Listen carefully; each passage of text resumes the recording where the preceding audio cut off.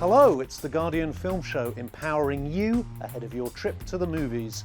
We've got 4 films on the ballot. This is democracy in action, and everyone is welcome to cast their vote, even women. We'll stop you. What are you going to do? Lock us all up? We're in every home. We're half the human race. You can't stop us all. Coming up on this week's show, You'll be part of the team. Emily Blunt embarks on a fraught mission to Mexico in the drugs war thriller Sicario.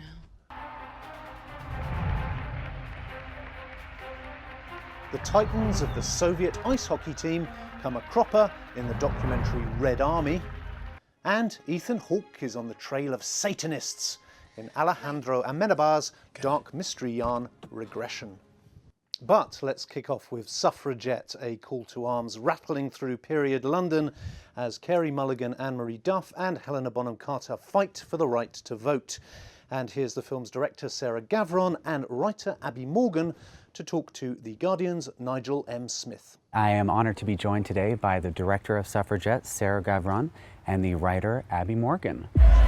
Women should not exercise judgment in political affairs. If we allow women to vote, it will mean the loss of social structure. The film is obviously about the suffragette movement, which is based in Britain, and you're premiering it in a small American town. Were you kind of wary of that coming into Telluride, the fact that many who probably saw it weren't that familiar with the movement? Yeah, I mean, what's interesting about this movement and this story is that even in Britain people aren't very familiar with it, that it's been sort of sanitised and not taught extensively in schools. We meet Mondays and Thursdays if you're interested. You a suffragette, Mrs. Elliot? I consider myself more of a soldier.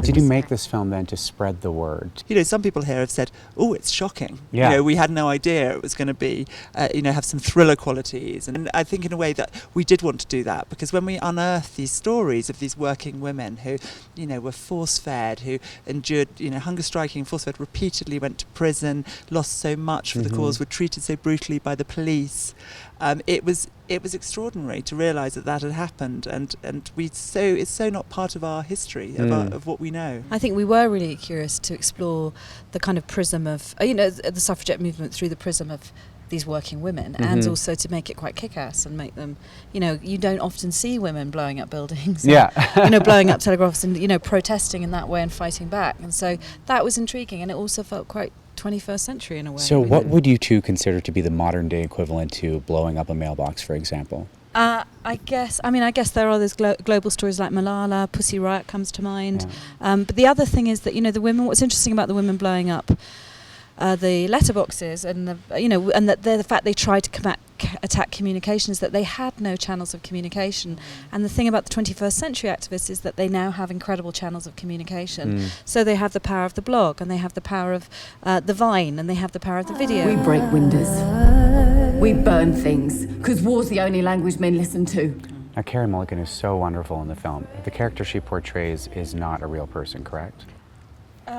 She's a composite of several characters, okay. And we were looking back at some of the diary accounts and some of the testimonies that we portray when the women go to deliver their testimonies to David Lloyd George in the movie, and that they were so poignant and they felt so contemporary. And when we looked at the photos and some of the footage that's still of that time, it's very moving when you see, we're not talking hundreds, we're talking thousands of women, lining the streets for Emily Wilding Davison's funeral, and you'd see the poverty in the streets, and it felt like they were very tangible, the reasons why these women would fight, because these women were absolutely economically, socially, culturally bound. So it felt like the right place to set it. So Sarah, this no doubt marks your biggest film to date. Can you talk a bit about what went behind staging those big action sequences? That one of the scenes is set in in fact there are a few scenes set in the Houses of Parliament, and we were really determined to get access, and no film has ever been allowed to shoot there before. Wow. And so we talked to the location manager and said, this is the place, the epicentre of the battles, the place women were barred for so many centuries.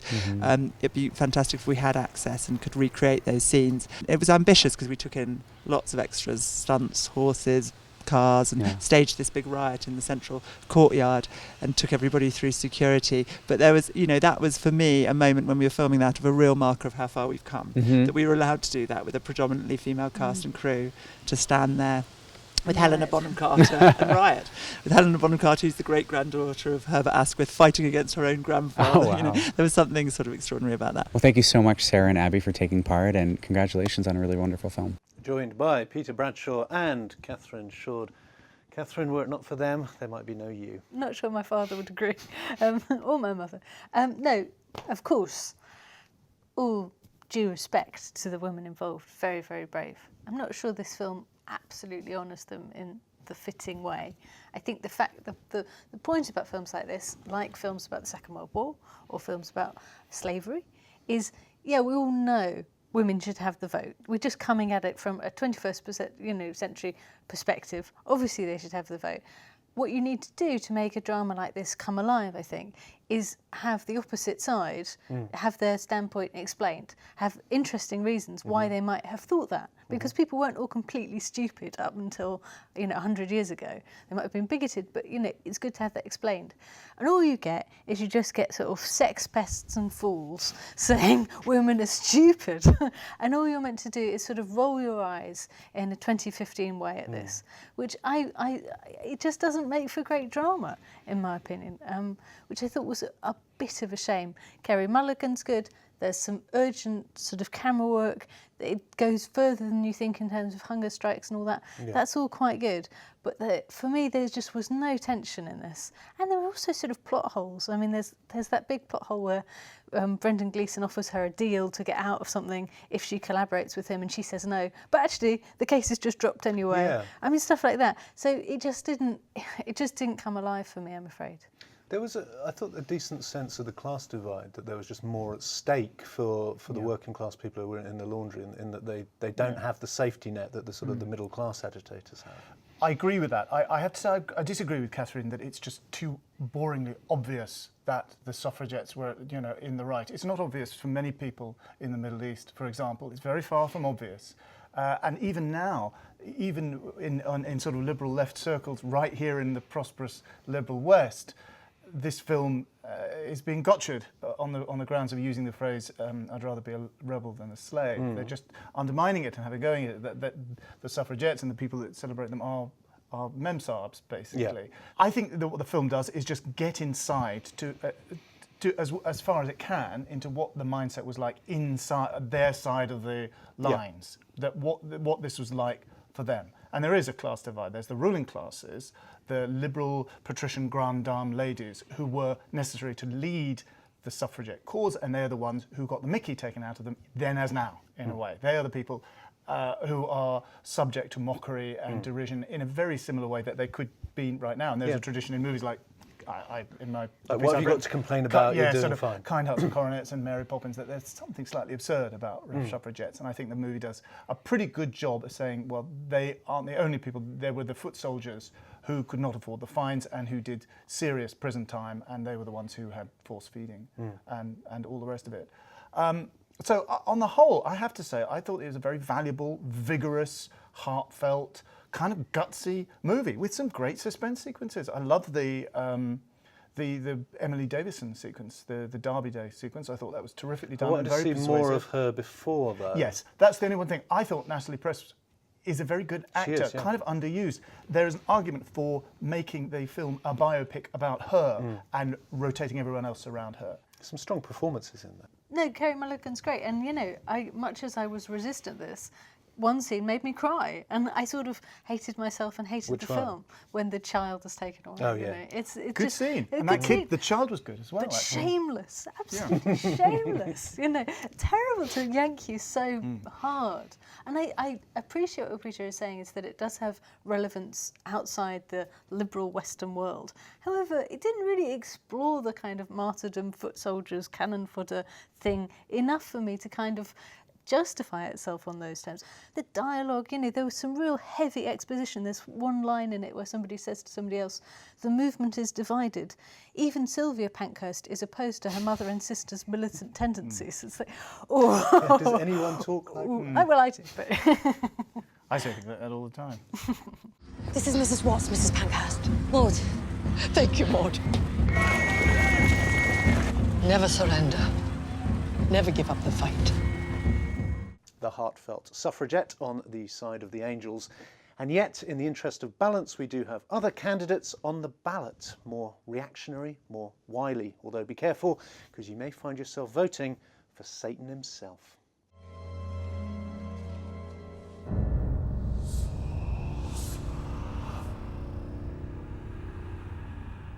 I'll kill you too. Cast your mind back to the dark ages of the 20th century, 1990 to be precise, and a Minnesota small town that is swathed in secrets. Ethan Hawke's jittery detective appears to have uncovered evidence of widespread cult abuse, but he needs to unlock buried memories before the light will pour in. Peter, all based on fact, this one. Oh my God, oh my God, oh my God. Alejandro Amenabar, really interesting guy who made his name with a sort of cerebral creepiness with Open Your Eyes, remade as Vanilla Sky, and his wonderful sort of Jamesian, classic Jamesian ghost story, The Others. Which is absolutely brilliant, and this was supposedly him kind of returning to his roots. But this is utterly, utterly appalling. It's badly written, it's badly acted, badly directed. Its grasp of the true life hysterical phenomenon of satanic abuse is frankly very, very uncertain. I mean, I understand Amenabar, for reasons of dramatic tension, has to keep it ambiguous. Yeah. Is it really Satan, or is it just a group hysterical phenomenon? Yeah. For dramatic tension terms, he has to keep it, oh, I don't know, until the last moment. And that's fine, but his grasp of exactly how and in whose interests satanic abuse scares were prosecuted, frankly, is nowheresville. He doesn't seem to understand the truth about why these things and who put these things about.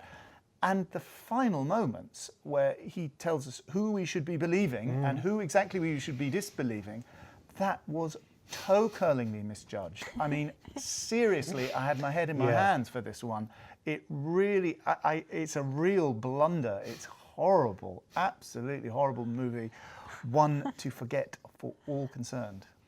It seems to be a film that doesn't know what it is in every single direction. No. That it almost would have been better if it had just taken a pure schlock horror, hysterical approach and become like this sort of Camp B movie. I think so, yeah. But instead it ties itself in knots, as I say, trying to have its sort of cake and eat it, trying to say, well, this is based on a real life, true life story, and with some crunchingly appalling kind of intertitle flashed up at the end, sort of establishing its rational liberal credentials at the very end on, frankly, a dubious basis. It's not at all clear that he understands what was going on with this case. Not at all clear. It's not anywhere near as good as a sort of Rosemary's Baby, everybody's in on it kind of thing. Nowhere near. But it seems to be gesturing towards that genre. And it doesn't have the guts to go for it and just to be supernatural. And I would prefer a kind of creepy supernatural film than this. It was so hammy and terrible. Ethan Hawke, terrible. I mean, really, really phoning it in. And Emma Watson, oh my God. I mean, I'm worrying that she's now the Enron of acting reputations, frankly, now. I mean, it's just terrible. I mean, worse than Rupert Grint. Well, I don't know. I mean, Rupert Grint sometimes at least has a sort of goofiness. It's the way she's cast and the way she's directed. She could still pull it back, but this is not a good moment for anyone concerned. The devil's on their side. The devil doesn't exist. There's good people, okay? And there's bad people. And unfortunately, these people are real scum. Alejandro Amenabar's Regression, and if you can remember it, you probably never even saw it. Let's now move from one slippery terrain to another, to the ice rinks of the old Soviet hockey team, otherwise known as Red Army. Our heroes play for the Red Army Club, for the national team. Hockey was the most popular sport in the Soviet Union because the Soviet hockey team represented the peak of what the Soviet Union had achieved. It's the last days of the Cold War, and the Soviet hockey team is all but unbeatable, a well-trained collective operating in perfect harmony. But the times are a-changing, and American money is calling. And when the ice starts to melt, the athletes must find a new home. Catherine, it's a fascinating story. Do you think the film totally does it justice? Yeah, I mean, I don't know because I don't know the story apart from this, but yeah, I seem to. I mean, it's not my field. But yeah, I mean, I thought it was a great little film actually, really frisky and sort of engaging and perky, and the guy, you know, the director wasn't afraid to make himself look quite stupid at times, and you know, his interviewees are often very rude to him. Yeah. And there's some great footage. I love the bears in the circus. Oh, that's amazing. Grotesque, wasn't it? It was Amazing. brilliant. They were good, weren't they? They were good at hockey. Because you think initially, God, is that men dressed up as bears? No, But yeah. no. Those are the days. Bears. No nonsense about animal cruelty in those days. No. It's like the whole thing's a bit like a Borat thing, but I mean better. Yeah. And with the great songs as well that Yeah, they oh my sing, God. which was like weak men, cowards don't Cowards play don't play hockey. hockey, yeah. It's a microcosm for communism and capitalism, I guess, isn't it? Kind it's of the was. collective against the ego-led aggression of the Americans. Well, it kind of was, but there are layers on layers on layers. Tarasov, their original kind of legendary coach, who taught this very fluid, artistic style of play, which made them the Bolshoi of the ice hockey world, was replaced by this cruel martinet called Tikhonov, who in fact clamped down on that and made their play no longer. They were no longer enacting the poetry on the ice. Yeah.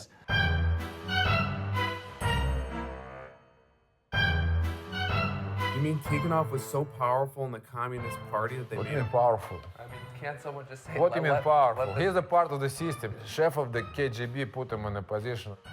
But it also seems to suggest that the Americans were, in fact, more violent. That when these guys were able to get the big money from the NHL in the 1990s, they were taken aback because they were the sort of gentlemen of ice hockey. However, kind of tough guys, whatever tough guys they believed themselves to be, and having a formal affiliation with the actual Red Army, they were literally cold warriors.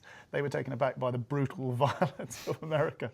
But I love this guy, Sasha Fetizov, who was started off as a kind of real Soviet guy, and then he was an American free marketeer, and then he evolves in front of our very eyes into a sort of Putin apparatchik, incredibly obnoxious and horrible. I wanted a bit more interrogation of all Yeah. that, and I wanted a bit more of an interrogation. There's the classic kind of split in the film where Fetizov falls out with the authorities and his teammates support him apart from his best friend. Apart from his best friend, yes. And the best friend won't talk about why he didn't. Yeah. And I guess it's obvious why he didn't, but at the same time you wanted him to be called on that a bit more. Yeah, but then there's this time when he's just drifting around America, and then he's called back to his homeland by Putin himself, and he seems to have almost triangulated the sort of Soviet-Russian patriotism with the me first free marketism, and this is he's evolved into this slightly horrifying figure of a kind of real Putin apparatchik who's incredibly obnoxious all the time. Yeah. And there's something when he's wearing the insignia of the Sochi Games, that very controversial game, and that's where I think maybe Polsky could have interviewed him a little bit harder about what he thinks of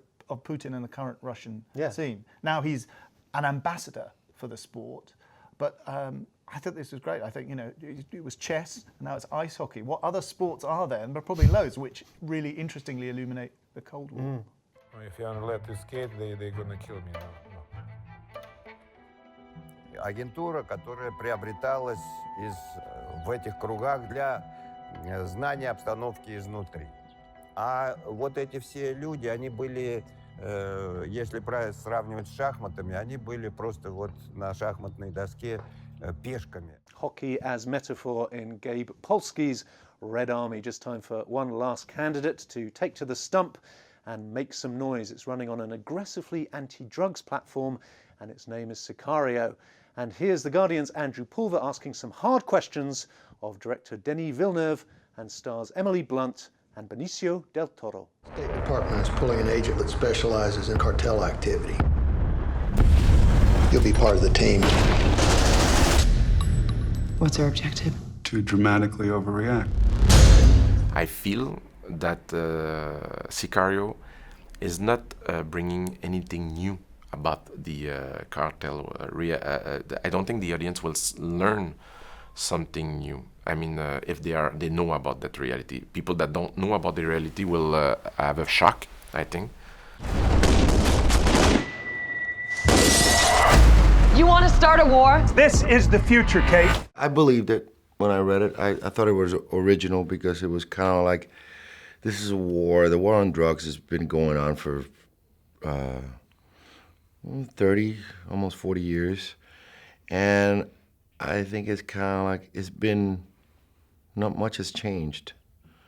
And I feel that there could be characters like the character of Josh Brolin and the character that I play that could be, fed up with it and willing to fight fire with more fire.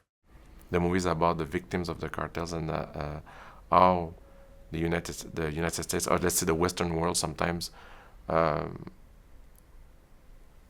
using a certain ways of doing things outside of their border, where they go above laws of other countries in order to achieve their own goals. And that, I think, the movie is quite accurate in that sense. So that's why I'm always saying the movie could have been set in the Middle East or in Africa. It would have been almost the same movie. You're not American. No. Who do you work for now? Oh, I go where I'm sent. Where were you sent from? I think it's important to mix it up. It is for me. I think I would get bored with myself if I did things that were derivative of other things I've done, but I'd never done this sort of shedding of every layer of skin. You have that rawness and grittiness the film takes you on, and I loved that she was a multifaceted character. Yes, she's highly skilled and she's sort of an action-packed role, and yet there's a vulnerability because she's thrown into a world that's completely incoherent to her. So that balance of the strength and the vulnerability was really fun, challenging, yeah. Every day across that border, people are killed with his blessing.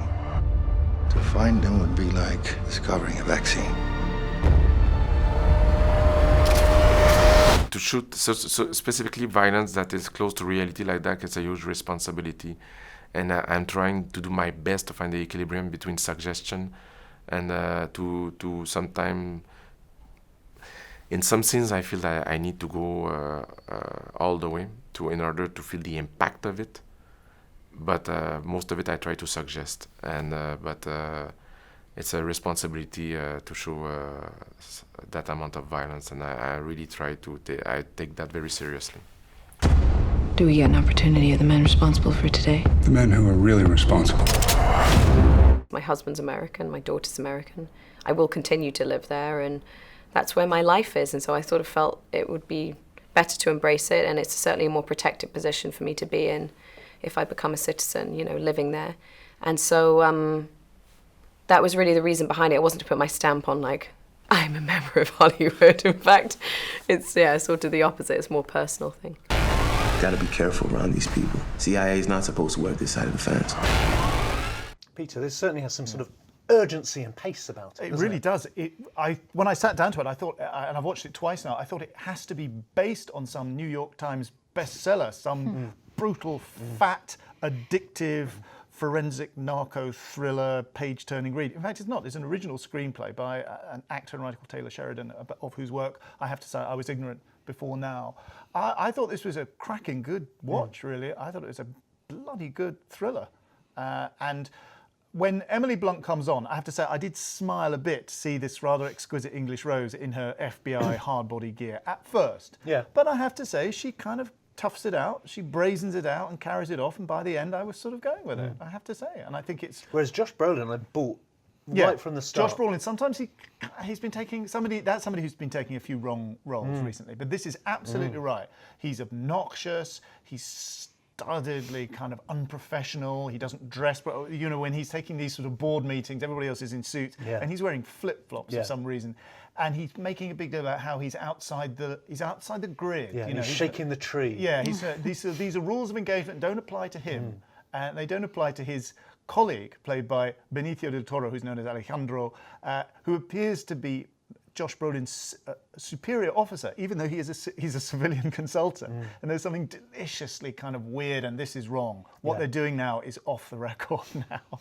And it's brilliant the way she kind of realises that she's not being told what's going on. Yeah. There's a level of bad faith behind it, and then another level of bad faith behind that. And I thought that was terrifically good. It's just the right kind of cynicism and nihilism, which kind of gives you that sort of awful kind of cocaine rush to everything that goes on, kicked off by an almighty scene at the beginning where they open up this Mexican cartel safe house within US borders and find a kind of house of horror scene in it. And it sets the tone for something like a kind of forensic or procedural thriller where everything is sort of horrible and infected from the get-go, as they say.